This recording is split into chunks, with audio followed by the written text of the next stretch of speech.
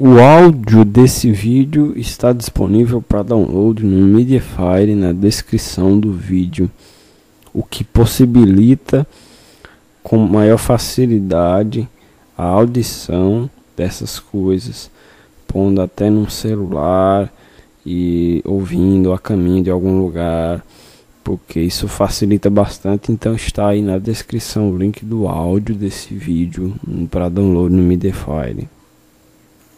Bom, então esse é um vídeo para comentar essa entrevista, essa pequena entrevista que o Lawrence Kahn fez, uma pergunta, né? Fez basicamente uma pergunta ao Kent Smith, né? Que é um filósofo ateu, sobre argumentos para o ateísmo, como você tem também essa questão no programa do Lawrence Kahn, né? Que é o Closer to Truth, um belíssimo programa, né?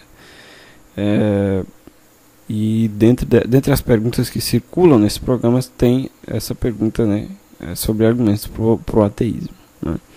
E aí essa é a vez agora do Kenton Smith, né? E aí uma coisa interessante já que facilitou a difusão disso, né, foi que o canal do Irã Filho legendou esse vídeo, né? Então eu já desde já mando um abraço aí pro Irã Filho, que legendou esse vídeo, né? Porque isso já facilita demais na difusão desses conteúdos. E enfim, o canal do Irã Filho, ele parece ser um canal confessionalmente ateísta, né? A divulgar filosofia ateísta, né? Basicamente. E bom, isso é interessante, né? Com certeza.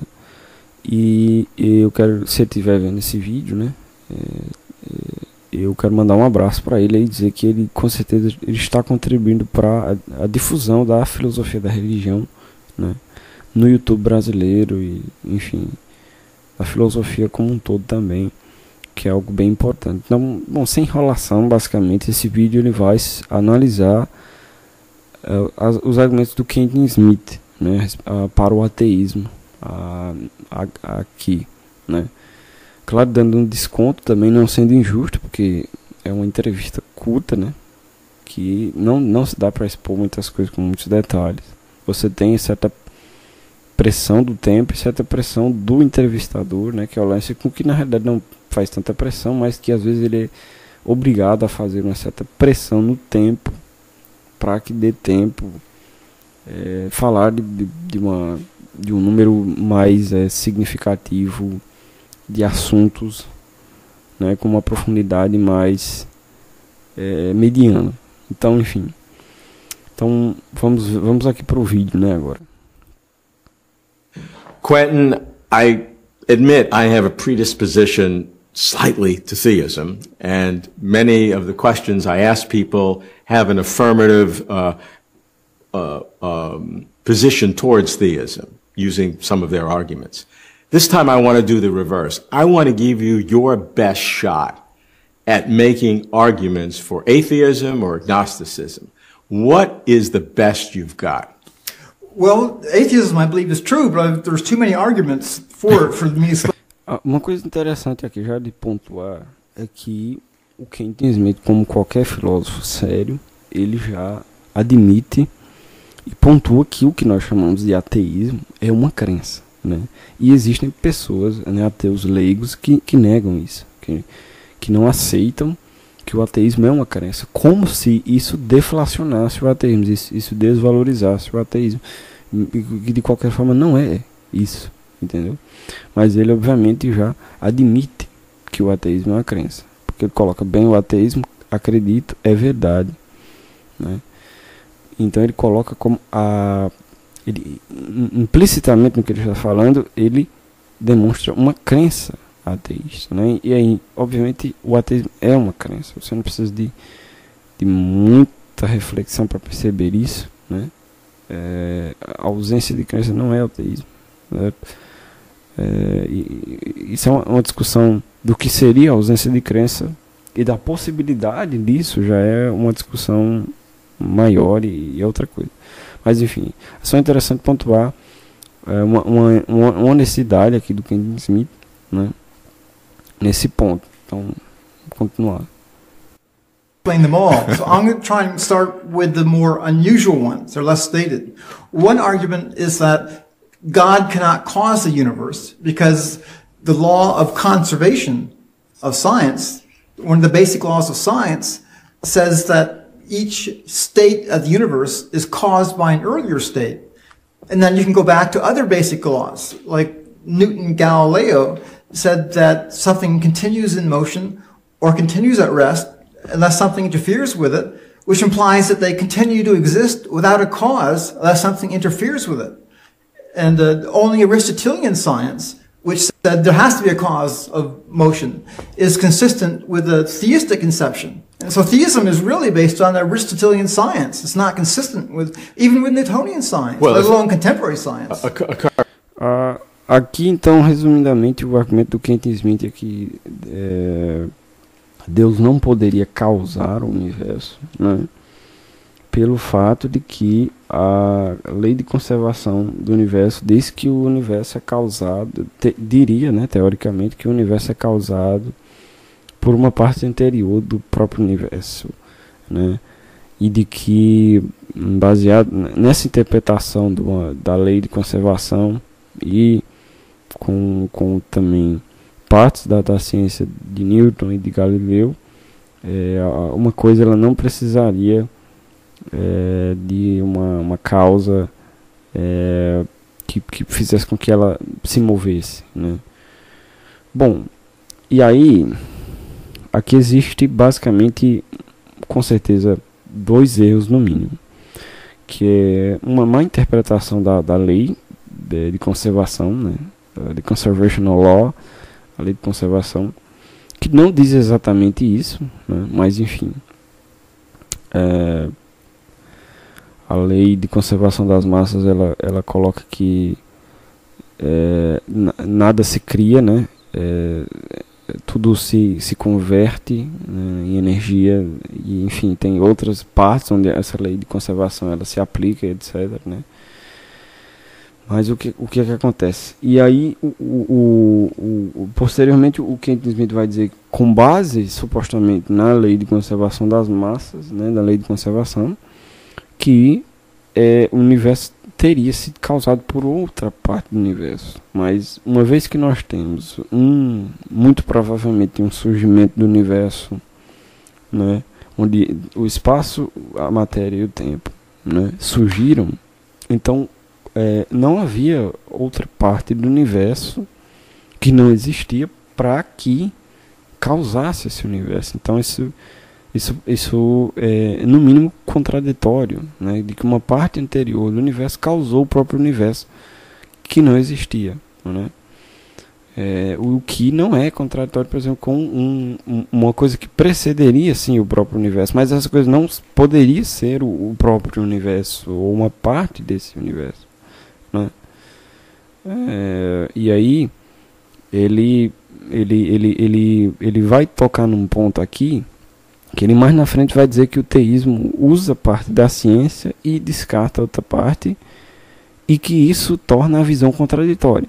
Mas é exatamente isso que se percebe, eu diria, que o Kent Smith está fazendo aqui. Ele usa uma parte da ciência, né, por assim dizer, uma parte, eu diria, não uma boa interpretação, né, da lei de conservação, que ele enfatiza. Isso é uma das leis básicas da ciência, certo?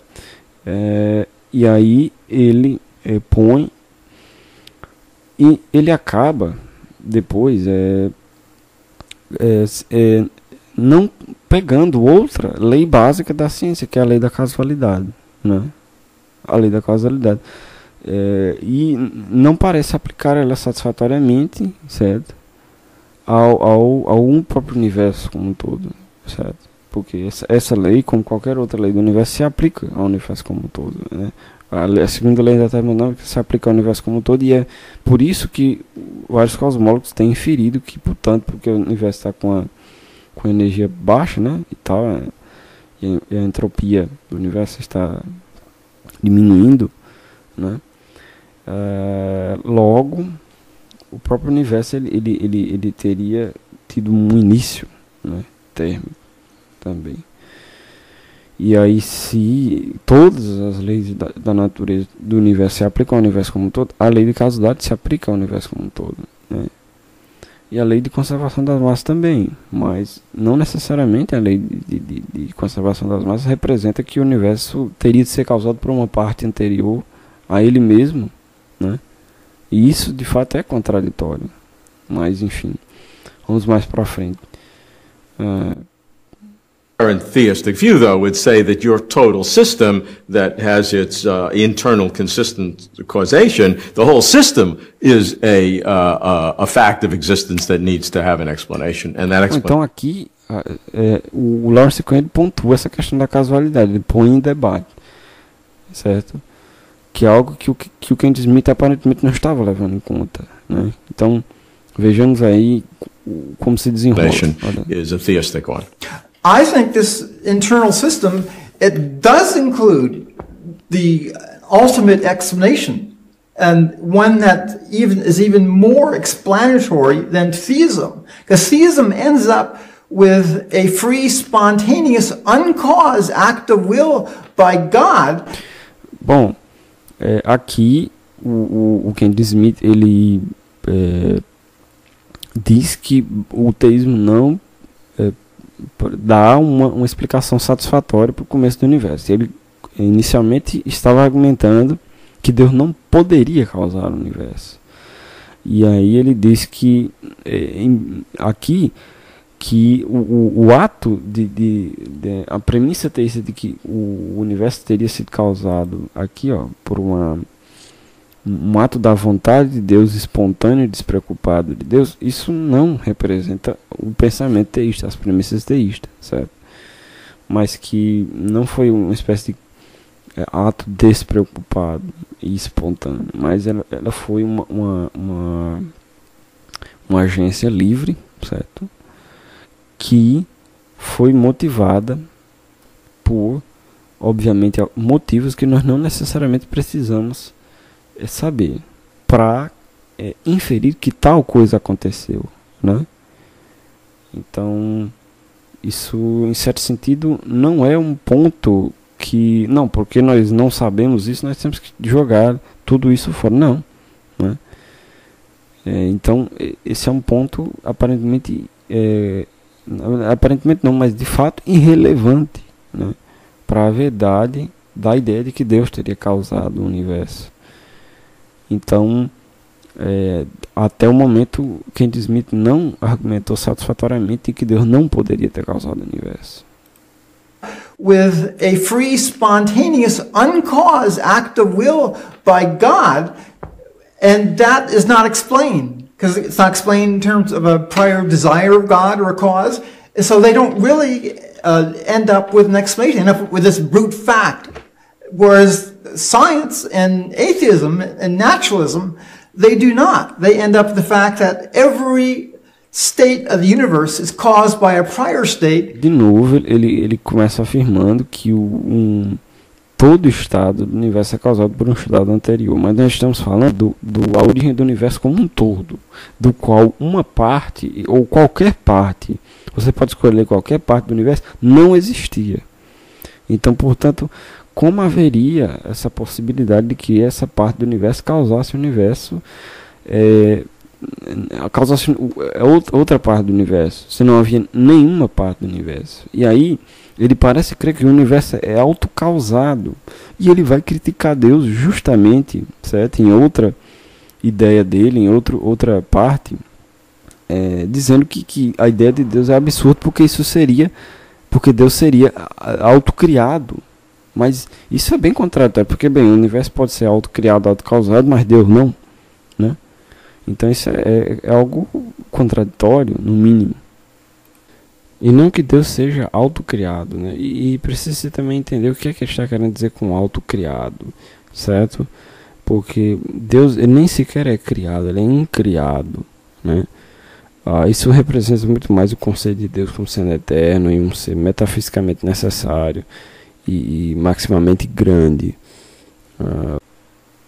Essa parte que eu estou falando que o Kent Smith vai dizer que Deus a ideia de que Deus existe e criou o universo, um Deus criador do universo é absurda, é nesse vídeo aqui, ó. Será que Deus criou o tempo, né? Que também foi legendado pelo Irã Filho, certo? Vamos dizer que eu acho que eu vou colocar na descrição do vídeo, né? Porque tem vezes que eu me esqueço, né? Então, enfim, mas eu vou colocar. Que é interessante colocar a referência, eu só disse que ele disse, né? Enfim. Então, vamos prosseguir, né? And so there are no unexplained, uncaused events like God's act.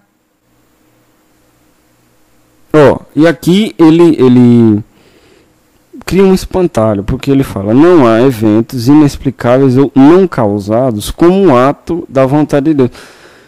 Mas os atos da vontade de Deus não são não causados, né? Em que livro teísta, enfim, de filosofia, ou a própria Bíblia, né, disse que os atos de Deus são incausados? Não são. E se você está inferindo que os atos de Deus são incausados porque você não sabe, ou nunca conheceu, ou nunca ouviu falar de alguma causa para eles, o seu raciocínio é falso, porque não é porque você não sabe que não existe. Isso é uma falácia ad ignorância, né? Então, enfim, né? Willing. Okay, what's your second argument? Second argument would be, well, let's take the argument from evil. It's a standard one. I would put a new twist on it and say that it's actually inconceivable that a good and all-powerful and all-knowing God would create this universe and allow the amount of suffering and disaster and death and famine and disease and the Black Death and the plague in the 14th century. I think it's inconceivable that could be a means. Bom, então aqui basicamente ele já usou o argumento do mal, né? Ele argumentou para a inexistência de Deus a partir do mal, né? E aí, é claro que isso é uma questão mais profunda também, no sentido de que ele está identificando um conceito de bem e de mal conjunto, e no que isso poderia implicar, e que isso teria a ver com Deus, com conceitos de bem e de mal objetivos. Mas esse não é necessariamente, esse não é exatamente o tema desse vídeo, né? Bom, então esse tema do mal, né? Eu vou agora primeiramente comentar o toque que ele deu, porque eu disse, eu vou dar um novo toque. É praticamente inconcebível que haja um Deus todo-poderoso e amoroso que permita, né, que exista mal, sofrimento, e ele dá o exemplo, por exemplo, da peste negra, né, de mortes provocadas pela peste negra. E aí vamos à reflexão sobre o termo inconcebível. Porque se ele está usando o termo inconcebível, que o que ele vai até explicar mais na frente, que não parece ser inconcebível, mas comentando o termo inconcebível, ele vai explicar que ele usa esse termo inconcebível mais como impossível, logicamente impossível, mas ele usa esse termo inconcebível como que é não possível ser concebível. Ora, mas isso é completamente irrelevante. Por quê? Não é porque teoricamente você não conseguiria conceber alguma coisa que essa coisa não seria verdade, né? Por exemplo, dado o ateísmo, a vida humana ela não tem sentido, né? Ou seja, bom, em resumo, se ninguém criou o universo, certo? Ou seja, não existe nenhum tipo de intencionalidade por trás do universo, ou seja, o universo ele até pode ser finito e, por exemplo, ter surgido, mas não existe nenhuma intencionalidade conhecida por trás do universo, como alguma mente, um ser que tem intencionalidade, né, e arbítrio para ter criado esse universo. Então, o próprio universo não tem um sentido, uma finalidade, um para quê, certo? E uma intencionalidade, né? Uma vontade de que se realmente queria-se ter aquilo, né? Fazer surgir aquilo, ou vir a existir aquilo. E aí, se esse próprio universo não tem sentido, não tem propósito, né? Não tem propósito porque não tem intencionalidade nenhuma por trás dele, então ele não tem nenhum propósito, né? nada nada nesse universo, incluindo galáxias, planetas,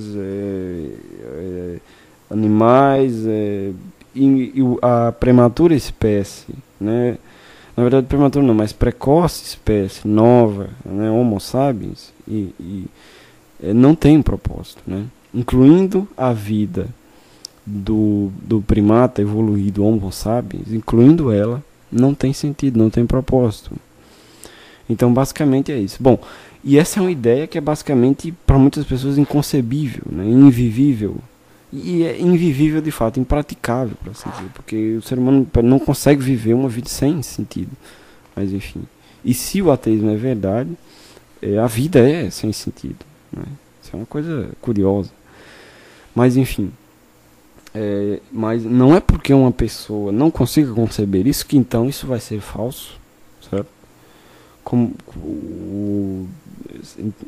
Simplesmente isso é irrelevante, né? Não é porque uma pessoa teoricamente não conseguiria conceber isso que portanto isso não pode ser verdade, né? Não é porque uma pessoa aparentemente não pode conceber que existe um Deus bom e todo-poderoso juntamente com o mal, né? Que haja essa coexistência, que portanto isso não pode ser verdade porque tal pessoa não consegue conceber. Isso é relevante, né? E aí ele põe um ponto aqui, ó. Eu acho inconcebível que poderia ser um meio para um bem igual ou maior, né? E aqui ele toca também numa das possíveis, numa das respostas, né, ao problema do mal. Porque, por exemplo, Deus permite certos bens para produzir, dos certos maus, para produzir bens maiores. E aqui, de novo, ele cai na falácia da ignorância. Porque ele fala, não, eu acho inconcebível que poderia ser um meio para um bem igual ou maior. Mas não é porque você não consegue conceber ou porque não lhe ocorreu que, portanto, não pode ser, né? Novamente. E aí ele parte também de uma ideia do argumento indutivo do mal, né?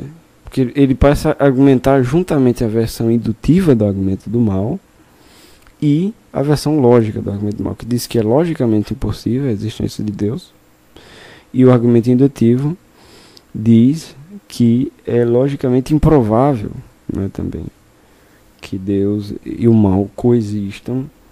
Mas se tratando da versão do argumento do mal gratuito, é de que também é logicamente incompatível, com certeza, né? Porque esse mal gratuito é um mal aparentemente sem justificativa. E aí, se um Deus amoroso e todo-poderoso existisse, ele não permitiria que mal sem justificativa, sem bens maiores que viriam a ser gerados desse mal existiriam, porque ele iria evitá-los. Mas se esse mal existe, então não existe quem o iria evitar, logo não existe um Deus todo-poderoso e amoroso, né? Porque se ele existiria, ele não deixaria essas coisas acontecerem, esses maus gratuitos. E aí é onde está a falácia, novamente.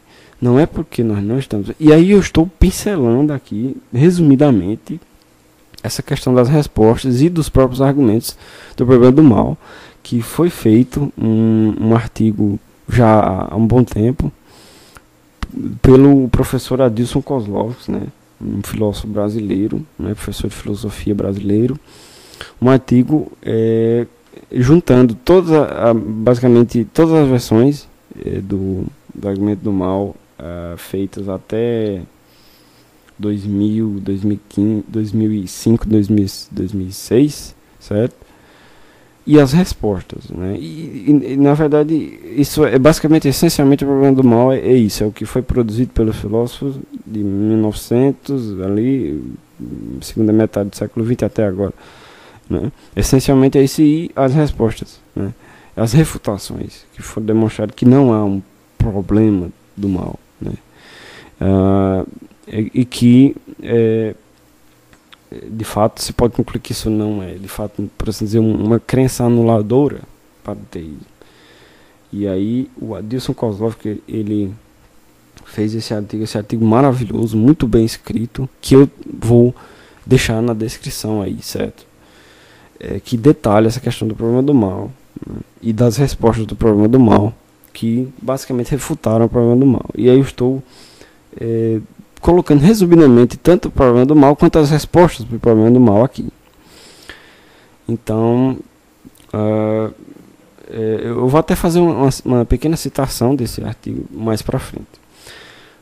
E aí ele vai dizer, eu acho inconcebível que isso poderia ser. E de novo ele cai na falácia de ignorância, certo? Não é porque você não sabe que não existe, certo? Aqui é a falácia do chamado mal gratuito, certo? Porque eu não estou vendo que existe uma justificativa para que essa criança morra de câncer, logo isso é um mal gratuito. Não é porque você não vê que não existe. Provavelmente uma mente maior, né, como isso também faz parte da resposta do problema do mal, desse argumento indutivo, uma mente infinita que sabe passado, presente e futuro e até os vê ao mesmo tempo, né, alguns teólogos defendem isso, sabe muito mais do que vocês, sabe que aquilo vai produzir um bem maior, que não necessariamente você precisa saber, precisa estar próximo de você, precisa estar durante a sua vida útil, precisa estar no seu continente, enfim, na sua cidade, não precisa, entendeu? Simplesmente é um julgamento muito precipitado e limitado, entendeu? A respeito de uma mente que teoricamente não teria nenhum motivo para isso, só porque você não sabe, teoricamente, ou não saberia que ele teria um motivo para permitir isso. Então, em resumo, é isso, vamos continuar.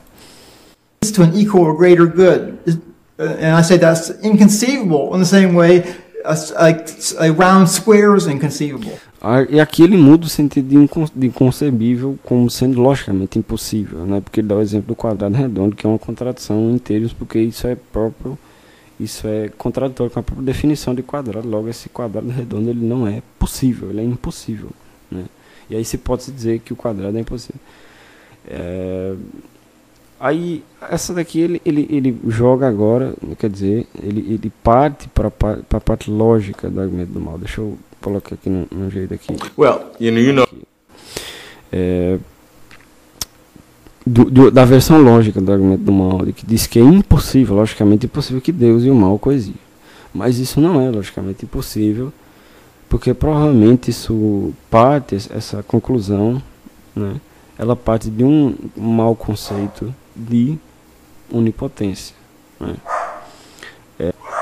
E aí não necessariamente eu estou respondendo à defesa do argumento lógico do mal de Kenton Smith, mas a do argumento tradicional lógico do mal de John L. McKean, entre outros filósofos ateístas que trabalharam muito nessa questão, certo?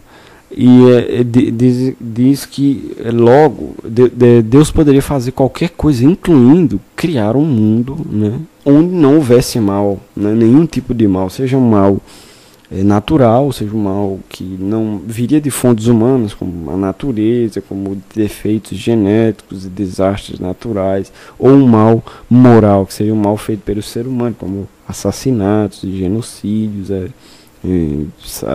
enfim, esses maus causados por seres humanos, né? Então,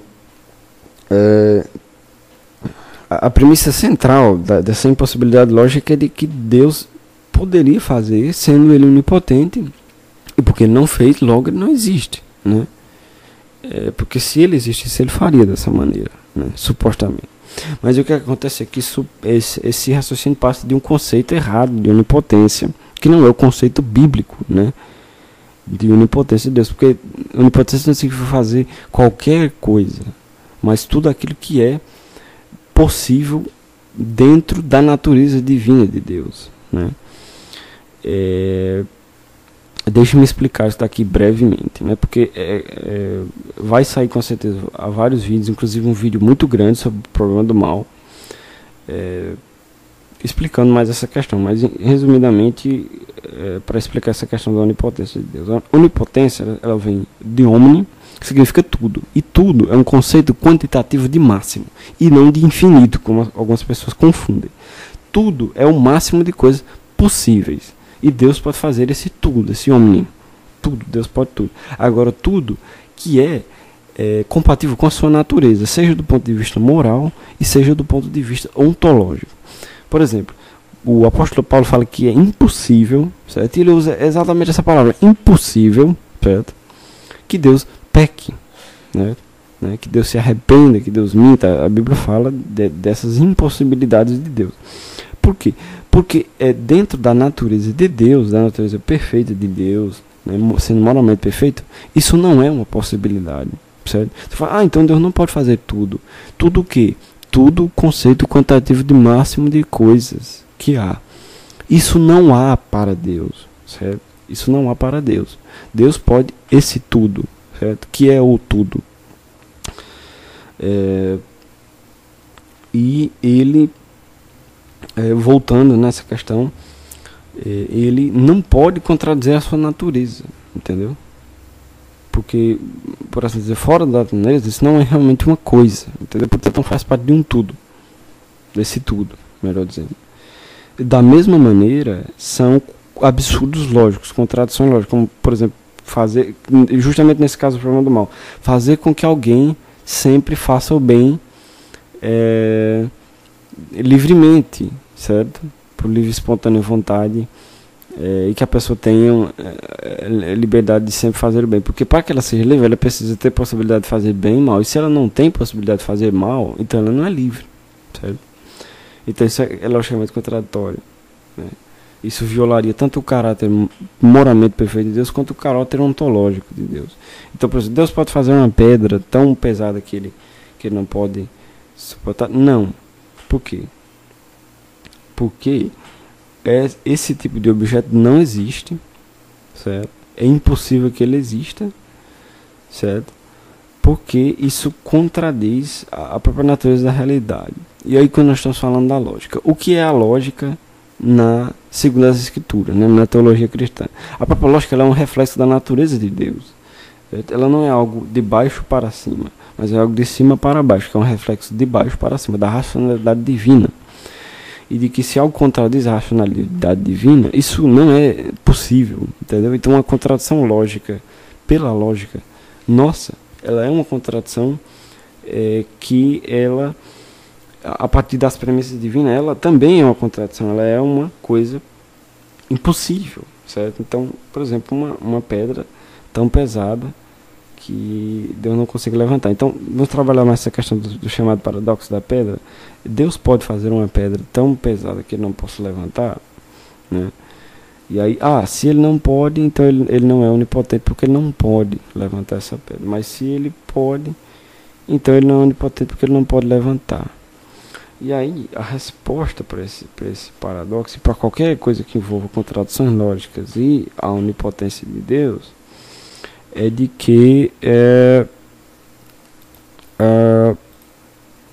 Deus não pode criar tal pedra, porque simplesmente não existe a possibilidade da existência dessa pedra, certo? E o quebramento dessa pedra, o levantamento dessa pedra simplesmente não é uma possibilidade, isso é só uma construção nominal, conceitual, uma invenção que não existiria na realidade, não existe na realidade, né? Nem como possibilidade sequer. Então, essa questão da lógica e da onipotência é de que a onipotência não é lógica, certo? No sentido de que a própria lógica ela emana de Deus, entendeu? Ela é um reflexo da natureza de Deus. O logos, lógica, né? Razão, logos, é colocado como sendo o próprio Deus no primeiro capítulo de João, do Evangelho de João. No princípio era o logos, e o logos estava com Deus, e o logos era Deus. E interpreta-se também o logos como uma revelação de Deus a partir da razão, né? Que Deus também se revela pela razão. Então, não é que Deus se adaptou à lógica, é porque o que nós chamamos de lógica é um reflexo da própria natureza de Deus, certo?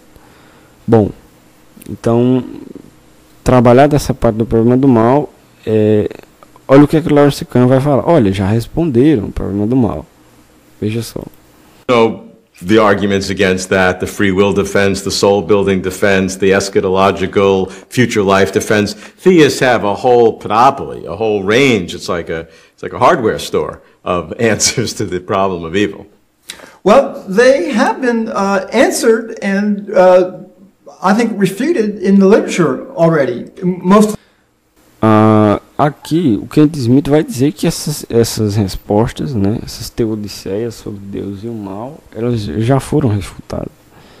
Olha, agora eu faço uma citação aqui que se encontra na página, na verdade, no artigo do professor Adilson Kozlowski, né? Esse artigo que é Teodiceia, certo?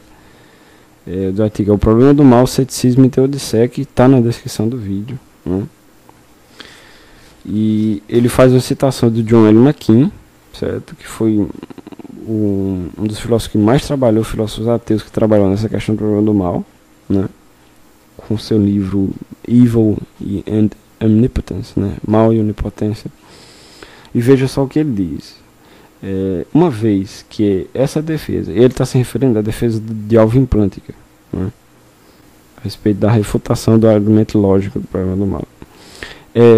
Uma vez que essa defesa é formalmente possível, e seu princípio não envolve abandono real de nossa visão comum entre a oposição entre o bem e o mal, nós podemos admitir que o problema do mal, afinal de contas, não mostra que as doutrinas centrais do teísmo são logicamente consistentes uma com as outras.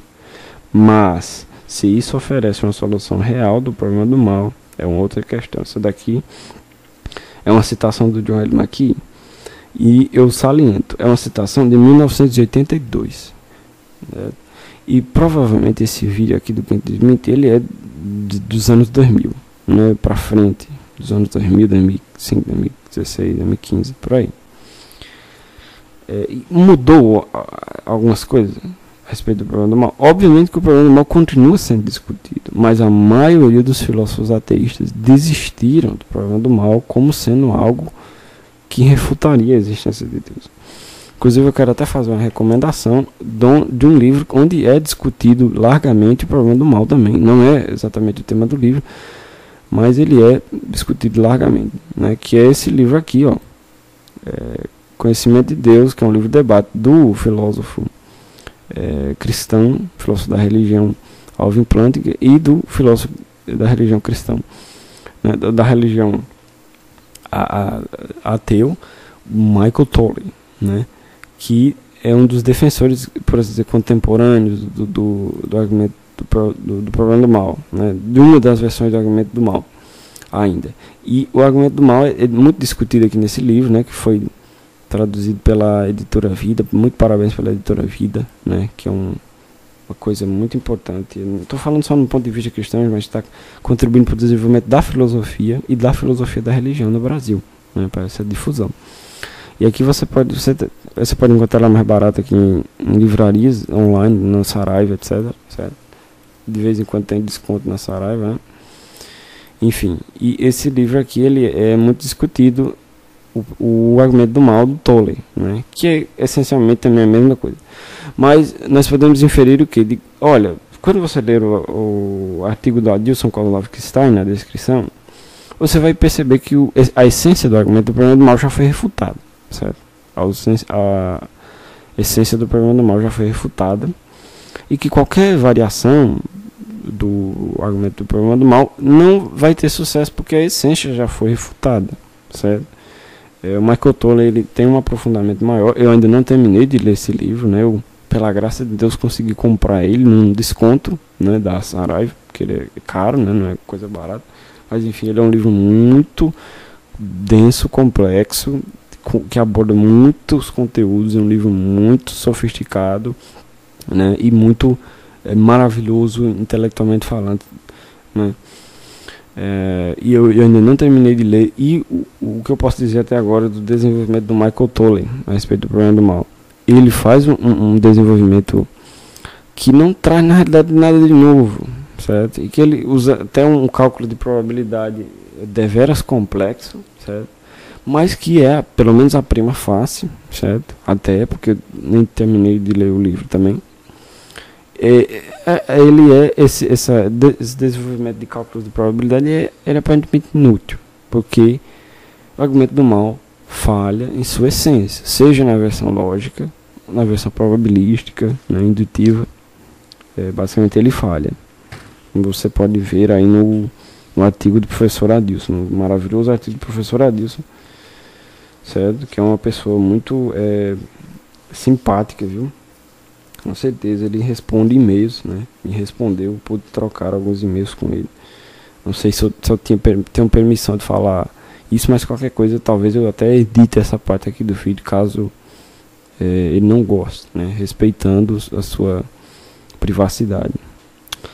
Bom, então, continuando. The standard defenses of the theists, and where the theists end up now with the problem of evil is saying that we're in no position to judge whether or not some great evil, probably or probably not, is a means to a greater good. And which cuts the question off. Aqui ele, não sei se deturpa uma das respostas do problema do mal, essencialmente a respeito do argumento do mal gratuito, ou ele não interpretou muito bem, não entendeu muito bem, né, o Kent Smith. Porque ele fala, não é isso que essa chamada resposta, né, que foi chamada de teísmo cético, diz. Ela não diz, não, nós não estamos em posição de julgar. Ela diz que os nossos julgamentos, eles são limitados. Não que nós não podemos saber, uma espécie de apelação para o mistério, como alguns teólogos e filósofos calvinistas fazem. Mas sim de admitir que existe falácias ad ignorância em supostas conclusões que podem chegar a essa aparente falta de razões de permissão de certos maus, certo? E de que, pela nossa limitação temporal e epistemológica, nós não podemos, certo? Ou melhor, não negando a possibilidade, mas, na verdade, eu afirmo a possibilidade de que nós podemos saber as razões de Deus com labuta, com trabalho, etc. Mas nós de que nós não podemos, porque a ausência ela nunca vai representar uma ausência real. Mas a presença, obviamente, ela vai implicar uma presença, né? E aí, obviamente que essa última fala minha pareceu muito evasiva, mas explicando ela um pouco mais, eu não sei agora, por exemplo, porque Deus teria permitido a Segunda Guerra Mundial. Mas aí eu passo a refletir sobre vários efeitos da Segunda Guerra Mundial e eu vejo que ela trouxe benefícios para a humanidade, tarará, tererê, um exemplo, né? E aí eu digo, então esse aqui foi porque Deus... Mas e aí se eu tivesse inferido antes, não, porque eu não vejo nenhum motivo para que Deus, motivo de bem maior, para que Deus tenha permitido a Segunda Guerra Mundial, logo um Deus tal definido dessa forma não existe, certo? É nesse sentido que eu estou falando que o julgamento ateísta é apressado e que a posição ateísta a posição teísta é modesta e honesta. Ou seja, peraí, quem somos nós para estar legislando aqui, tá ligado? É um campo no mínimo problemático. Não estou negando a possibilidade, mas é no mínimo problemático e complicado, né? Então como é que você quer tirar uma conclusão dessa de um campo complicado, né, aparentemente quântico, enfim. Então vamos seguir. In essence. Right, yeah. They say, well, neither of us can answer the question, theist or atheist. Please go on to something else. Okay. Yeah, I mean that's what the theist Oh, would right, say. yeah. All right. So now essa parte aqui ela decorre dessa interpretação não muito boa do Kent Smith da resposta do chamado teísmo cético, né, que ficou chamado de teísmo cético. Porque o teísmo cético não vai negar a possibilidade de que o ateu, que o teísta possa falar alguma coisa, certo? Então não vou falar mais sobre isso, porque já foi falado bastante, né? All right. No, what's the third argument? Well, a third argument is that theism is inconsistent with science and in a way that's self-contradictory. Because one argument of theism is that the early universe was fine-tuned in just the right way for life to evolve. Yeah. But, so they're presupposing science to get at that conclusion. And yet they're denying science by trying to give an explanation of it in terms of a... Agora, o Kent Smith argumenta que as premissas teístas elas são contraditórias com algumas premissas científicas, né? E de que nós estamos pegando só uma parte da ciência, né? Estamos pressupondo, eu não sei o que quer dizer com pressupondo, porque, bem, na verdade nós não estamos pressupondo a ciência. Na verdade, o que nós estamos falando de ciência, que trabalha com axiomas, de fato, todos nós estamos pressupondo, teístas e ateístas, certo? Inclusive, como você pressupôs, só falar da lei de conservação no início dessa entrevista, certo? Então, e aí, teoricamente, nós estamos negando, tentando dar uma explicação para isso. Mas o argumento, ele busca dar uma explicação para isso, e essa é uma das motivações da ciência, explicar as coisas. Não necessariamente uma explicação observável, e uma observação experimental, e uma explicação experimental. Fala, então, se não é observável e experimental, não é ciência. Bom, tudo bem, pode não ser ciência, certo? Você pode, se você quiser rotular de pseudociência, porque os naturalistas hoje têm materialistas hoje que são tão fanáticos que qualquer interpretação que você faz sobre a ciência é rotulada automaticamente de pseudociência, né? Mas você pode chamar isso de pseudociência, mas não é porque isso não é observável, experimentável e não científico que, portanto, isso não pode ser vedado, certo? Se você é positivista e crê que o método científico é o único meio de verdade, então você está se autocontradizendo já, porque isso que o seu pensamento de que tudo sai do método científico, apenas a verdade só pode sair do método científico, isso propriamente não saiu do método científico, mas saiu de uma dedução lógica sua, certo? Falando do positivista, não do Kent Smith aqui, porque eu não estou dizendo que ele é positivista, na verdade, não sei se é positivista, cientificista, né? Enfim. Mas esse não realmente não é uma crítica legítima ao argumento do design, seja qualquer versão que ele estiver falando, né, do argumento do design, enfim, que eu diria que eu não estou certo se esse é um bom argumento, mas enfim. Olha aí, vamos lá. Aonde então o teísmo estaria negando a ciência? Mind that has no body, which is inconsistent with the neurophysiology and psychology.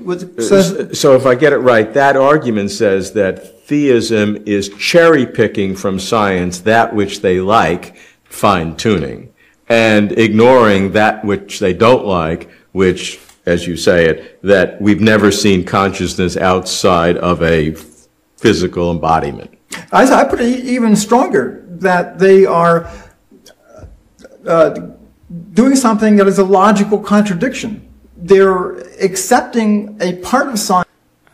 Aqui ele diz que porque na verdade ele não diz, mas ele concorda com o que o Lawrence Seconde diz, que porque nós não vimos nenhuma consciência desencarnada, portanto isso é contraditório com a própria ciência, o argumento é contraditório e portanto isso não poderia existir, né? Mas obviamente isso de novo é uma falácia de ignorância, porque não é porque nós não vimos se é que isso é visível, que na verdade eu diria que não, né? Uma consciência desencarnada, que portanto ela não existiria, né? Isso de novo é um salto, né, grande. E de que, bom, se as evidências estão apoiando a existência de uma mente desencarnada, por que eu deveria negar isso? Por que eu deveria descartar a possibilidade? Porque eu nunca vi.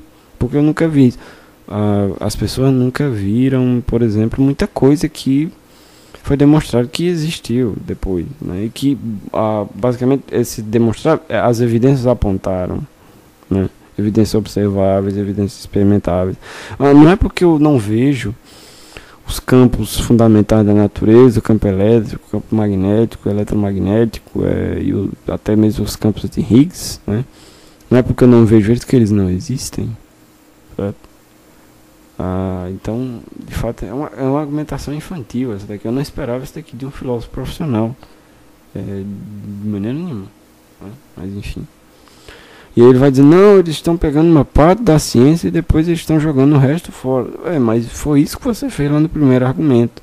Você pegou supostamente a lei de conservação das massas e jogou fora a lei da casualidade e a lei da lógica, a lei da identidade, que o universo que não existia, uma partezinha dele causou ele que não existia ainda, né? Então isso é que é uma contradição lógica. Science, and then explaining it in terms of something that science has shown does not exist, and they ignore that part. So the theory is internally self-contradictory. Which is the worst sin for a philosopher. I think it probably would be, yes. All right. Any other arguments in your... E, de novo, similarmente ao suposto quadro que está sendo descrito a respeito de alguma formulação do argumento do design para Deus, né, do design, do desígnio, né? Não estou falando de design inteligente, não. Estou falando dos argumentos, do argumento teleológico, né? A partir do universo, não a partir de vida, de seres vivos. Isso representa similarmente, né, teoricamente, a contradição que representou o primeiro argumento do Kent Smith. A bag of arguments? A common argument is at the beginning of the universe. It poses a problem for the naturalist or scientist, and therefore God has to explain. Aqui, de novo, eu não diria que ele está puxando um espantalho aqui, porque de fato muitos teístas vão colocar as coisas dessa maneira, né? Deus as lacunas. Porque nós aparentemente não temos uma explicação para isso do ponto de vista naturalista ou materialista. Deus, o dedo de Deus está aí, Deus tem que explicar. E aí muitos teístas fazem isso, mas o teísmo tal como definido e os argumentos teístas para a existência de Deus a partir do universo, né, os ditos argumentos cosmológicos, eles não concluem a partir disso, mas eles são argumentos dedutivos a partir de premissas que se julgam ser verdadeiras. E aí dedutivamente Deus explicaria, isso causaria o próprio universo, né? Um exemplo é o argumento cosmológico Kalam, já muito conhecido, né? Se tudo que começa a existir tem uma causa, o universo começa a existir, logo o universo tem uma causa. Premissa 1 é verdadeira? Muito provavelmente. Premissa 2 é verdadeira? Muito provavelmente. Premissa 3, muito provavelmente é verdadeira. Isso é um argumento de Deus das lacunas. Nós não sabemos como o universo, porque o universo começou, na realidade, não porque de causa. Logo, Deus, eu digo, Deus causou o universo, Deus, aí o dedo de Deus. Isso é um raciocínio de Deus das lacunas. Eu deduzir Deus como sendo a causa do universo é algo completamente diferente, né? Então eu não estou dizendo que o Kent Smith está deturpando o argumento, porque na realidade muitos teístas fazem isso, mas isso não representa uma objeção legítima para o teísmo, de fato. Explain the Big Bang, but that comes from a lack of understanding of the current scientific theory, which implies that every state nearer the beginning of the Big Bang is caused by an earlier state, and the earlier state is compared to fractions as you... Agora, certo? Aqui o Kent Smith cai, né, justamente naquilo que ele está criticando, porque ele não realmente compreendeu o modelo cosmológico padrão, né, ou Big Bang. E aí, qual é a minha fonte? Né, que isso também denota que o Kent Smith precisa rever as suas fontes científicas, né, de divulgação científica, enfim, as suas fontes a respeito da teoria científica. E aqui a minha fonte, uma das maiores na verdade essa página já estava carregada, mas né, porque demorou, teve que ser carregada de novo. Eu vou ter que pôr aqui, mas esse é uma palestra do Alan Guth, né? Que é na realidade uma das maiores autoridades em cosmologia vivas, né? E aqui nesse trecho da palestra ele vai falar sobre o que o Big Bang não diz, né? Então eu vou deixar para falar primeiro. First of all, the conventional Big Bang theory does not say anything about what caused the expansion. It really is only a theory of the aftermath of a bang. In the scientific version of the Big Bang, the universe starts with everything already expanding, with no explanation of how that expansion started. That's not part of the Big Bang theory. So the scientific version of the Big Bang theory is not really a theory of a bang. It's really the theory of the aftermath of a bang. In addition, and maybe in a similar vein, the conventional Big Bang theory says nothing about where all the matter came from. The theory really assumes that for every particle that we see in the universe today, there was at the very beginning at least some precursor particle, if not the same particle, with no explanation of where all those particles came from.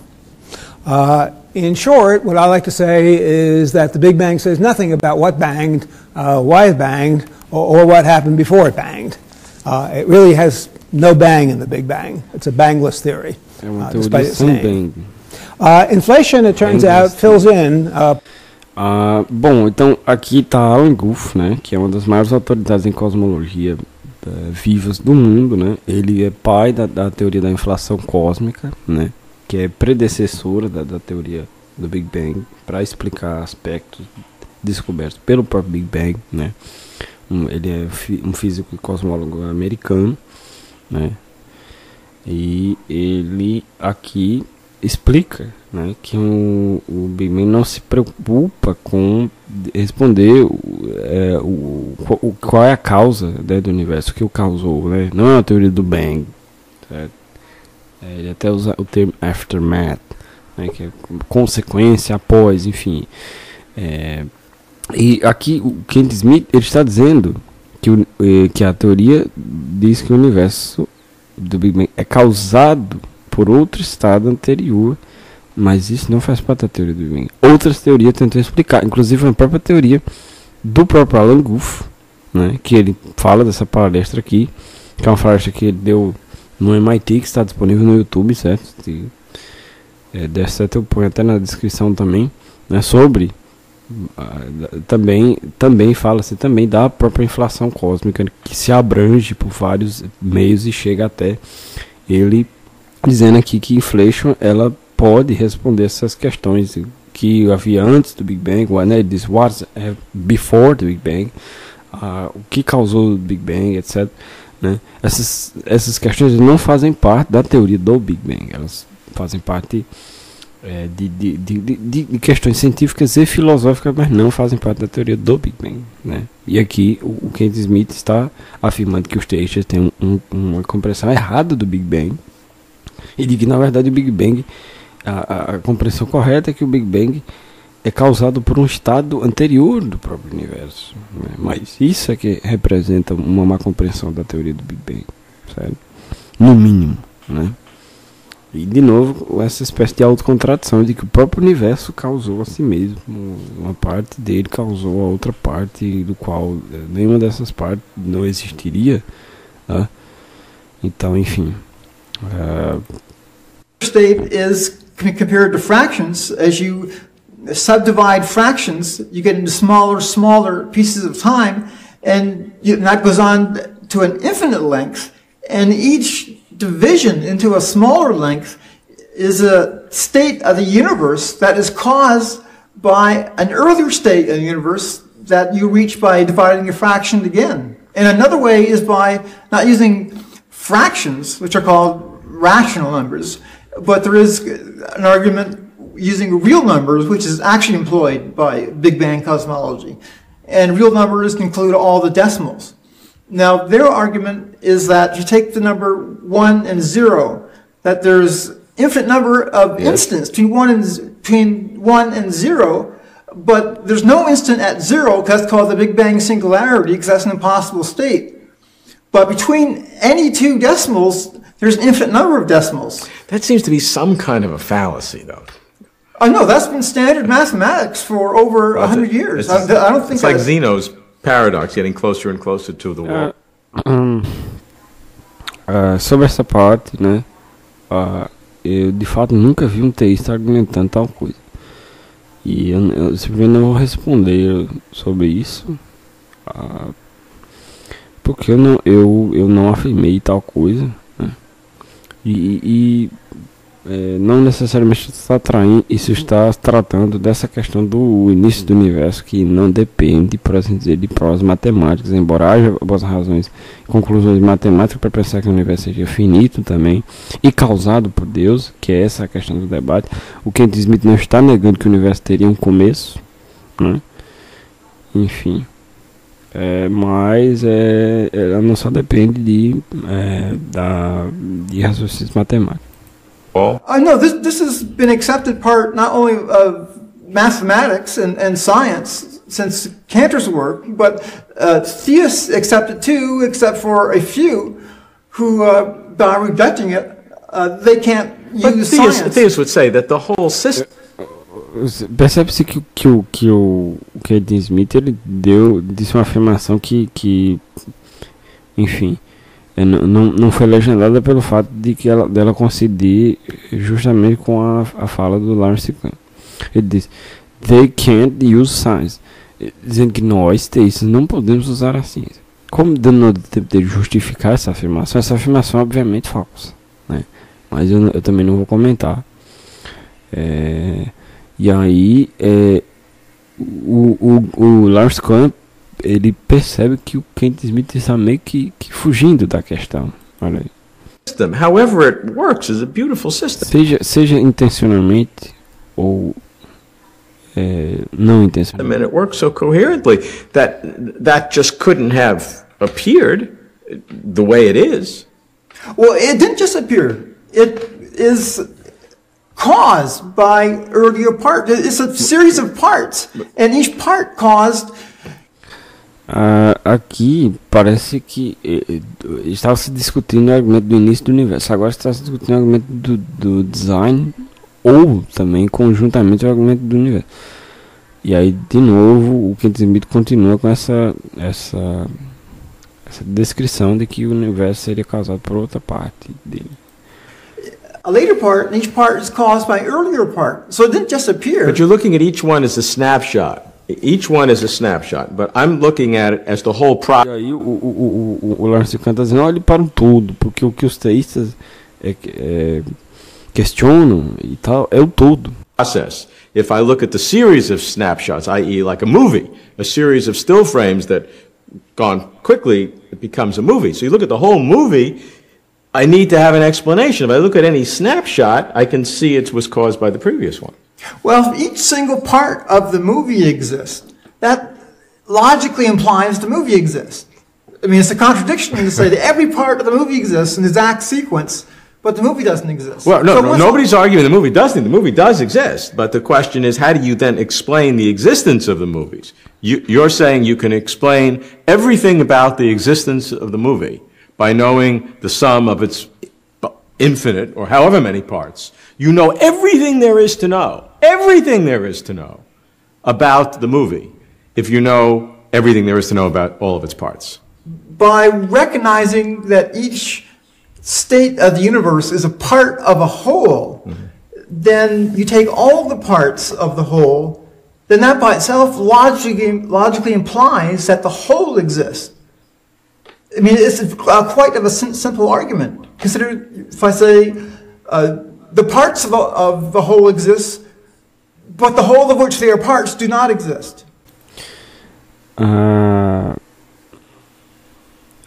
Então, aqui o Kent Smith, ele não simplesmente está entendendo o que é que o Lawrence Kahn está questionando, que está falando sobre a explicação do filme, a explicação do universo com todas as suas partes, né? Não falando agora também essa questão da sequência de atos que supostamente demandariam tempo, e qual seria a dificuldade de Deus em causar isso, que de maneira simples a criação do tempo por Deus seria um ato simultâneo ao próprio surgimento do tempo. Mas enfim, nesse sentido, um ponto de vista naturalista, parece ser problemático colocar como coisas anteriores, assim, um estado anterior causou isso, porque isso demandaria tempo, antes do próprio tempo. E aí você fala, não, então como Deus criou o próprio tempo, criou o universo sem tempo, se Deus, a partir de que Deus criou, e aí depois o universo surgiu. E a resposta teísta, né, a resposta que os filósofos e teólogos dão é que quando Deus criou o tempo, né, e o universo, foi ali que essas coisas surgiram, foi simultâneo. E nesse caso de pedacinhos, você já precisa de um pedacinho para causar outro pedacinho. Um pedacinho precisa vir antes, e aí esse antes já denota tempo, que é algo contraditório, aparentemente.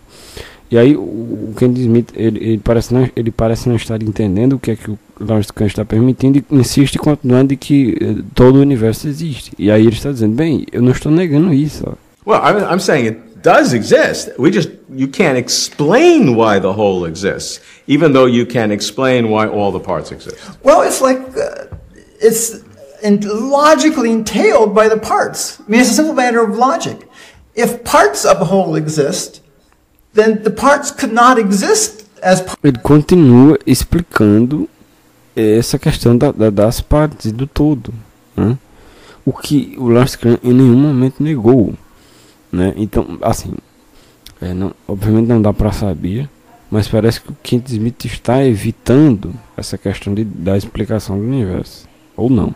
Né? Parts of a whole, unless that whole exists, or you get a logical contradiction. You're saying the parts exist, but the whole doesn't.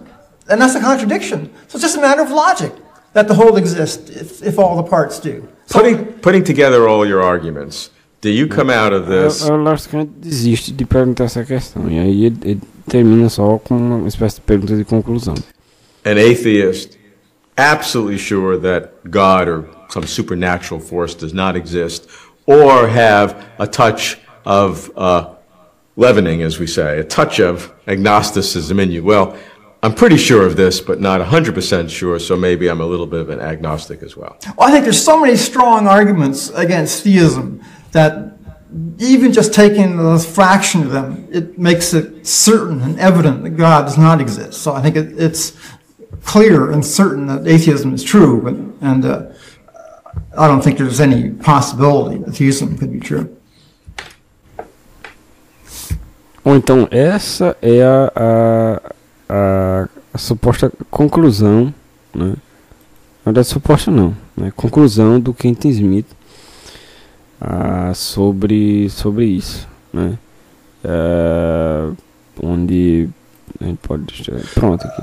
I don't think there's any possibility that theism could. Posso deixar aqui numa parte oportuna, né? De ficar mais legal. Bom, ok. Então, esse é que o Kenneth Smith conclui, que o teísmo não pode nem sequer ser verdadeiro. E a gente pode concluir também algumas coisas a partir disso, né? De que, eu diria, a partir desse pequeno vídeo, né? De 10 minutos e 41, os argumentos do Kenneth Smith não foram muito bons, né? O ateísmo não foi muito bem defendido, né? Tem argumentos interessantes, por exemplo, para o ateísmo, como o argumento do ocultamento divino, que não foram citados, né? Mas que eu penso também ser claramente falso. O ateísmo não foi bem defendido nesse vídeo. E de fato, abre um parênteses, eu não consigo ver nenhuma boa razão para pensar que o ateísmo seja verdadeiro. Não que isso seja uma razão para que o teísmo seja verdadeiro, não é isso que eu estou dizendo. Mas, de fato, o ateísmo é algo vazio, em certo sentido, mas que eu não estou sendo injusto a ponto de concluir que o ateísmo é vazio por causa de uma resposta de um filósofo ateísta, né? Que é sim, com certeza, um filósofo sofisticado, é o Kenneth Smith, mas que com certeza não conseguiu defender muito bem o ateísmo nesse vídeo aqui, né? Dessa maneira. Então, basicamente, a conclusão desse vídeo, o propósito desse vídeo foi comentar essa entrevista do Kenneth Smith e concluo eu que o ateísmo não foi muito bem defendido e que os argumentos não são muito bons e não são verdadeiros. Bom, então é esse o vídeo, né? Espero, agradeço para quem deu atenção e assistiu até aqui, né? Que Deus te abençoe e te dê graça de encontrá-lo e tal, né?